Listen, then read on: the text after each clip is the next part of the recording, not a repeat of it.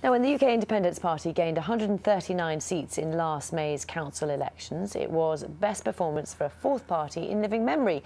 Now its leader, Nigel Farage, says he wants to see UKIP candidates contesting every seat of the next general election. Speaking at his party's conference later today, Mr Farage will tell members that he believes it can push on to establish itself as the third party in British politics, despite a series of scandals involving its members in recent years. Well, let's speak to him now. He's in our Westminster studio. Mr Farage, thank you very much for your time this morning. As you will know very well, as a politician, your policies and your personality, you individually come under a lot of scrutiny as you become more popular, as you have more sway in the nation. Can we deal with the last of those first?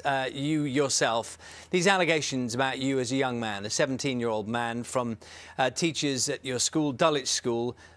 They say you were called a fascist and a racist at that time. What's your response to those allegations? Well, why don't you quote the headmaster? Why don't you quote the deputy headmaster? Why don't you quote the heads of department, all of whom said that was complete and utter nonsense? Was I argumentative as a teenager at school? Did a group of us wind up some very left-wing teachers? Yes, but nothing more to it than that. And frankly, for this to appear on the eve of our conference is pretty desperate stuff. OK, well, let's, in order that we can, if you like, put this one to bed, you tell us, because you were there, we were not. I mean, are there things you did at that time of which now you feel embarrassed about? Were these issues about this suggestion that some teachers thought you were racist, said racist and fascist things? Are there, on reflection, things? And people will understand this. This is part of the process. I mean, you're unfortunately in this spotlight. A lot of politicians use this to their advantage. They say, look at me, this is where I grew up, this is what I was like. I mean, are there things that you can look back on now and say, well, I was a bit of a fool then. I wish I hadn't been like that. Or is this all made up and mistaken? I think I regret virtually everything I said and did when I was 17, to be honest with you. And yeah, I was argumentative and difficult. And of course, part of growing up is you question things and you challenge things and you see how far you can push the boundaries. It's called growing up.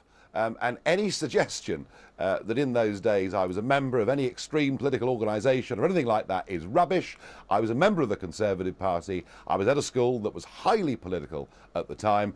And, kids throw abuse around at each other and say all sorts of horrible things to each other. And frankly, that is all there is to it. Oh, sorry, well, and I'm still not clear on this. Are you saying that you might then have been using racist language and people might have heard that and thought that of you?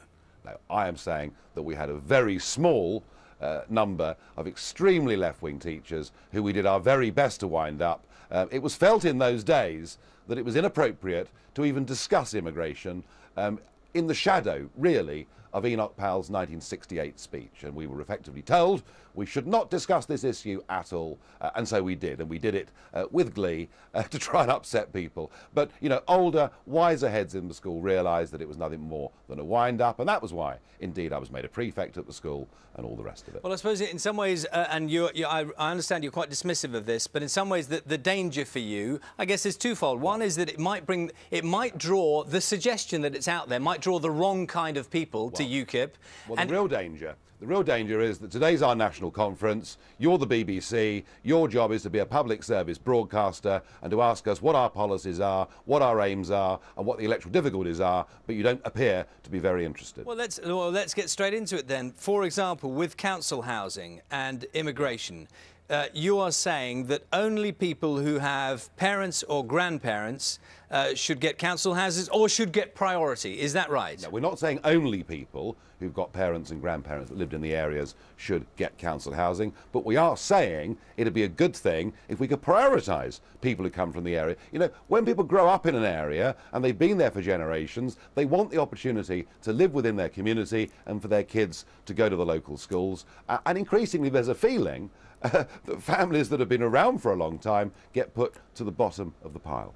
Well, I mean, that's a crowd-pleasing argument if you're on that side of that debate. But if you're legitimately here, if you're an immigrant who's legitimately here and seeking housing, and you've got children too, where does it leave those people as second-rate citizens? Well, I think this brings a bigger debate. Well, could you just answer that little bit of it? Because it does effectively put them as second-rate citizens. I don't think that from the 1st of January next year, anybody from Bulgaria and Romania should be able to come to this country and within a relatively short period of time be able to claim housing benefit, unemployment benefit and ultimately social housing. And I think really, you know, we've always been a country that's been very open to people coming here from all over the world. And 30 to 50,000 people a year used to come to Britain. That went on for decades. We now have 500,000 people a year coming to Britain, and despite the problems that's causing with housing, primary school places, pressure on the National Health Service, despite all of that, we're on the verge of opening the door to 2 more countries, and that's the real debate